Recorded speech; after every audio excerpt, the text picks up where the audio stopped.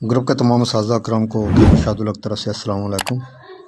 उम्मीद है कि तमाम साज़ा कराम खैरियत से होंगे। तो ये बेअमसाक के नाम से गोलियां तैयार कर रहा हूँ।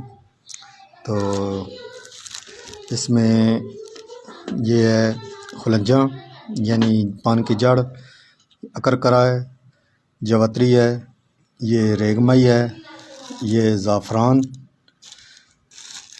ये जनबदस्तर है, इसके बाद ये लौंग है, ये अजवाइन खरासानी है, ये जायफल दाना है। तो ये कुचला मुदब्बर और ये तो हम जोज़ मसल और ये कुश्ता शिंगरफ।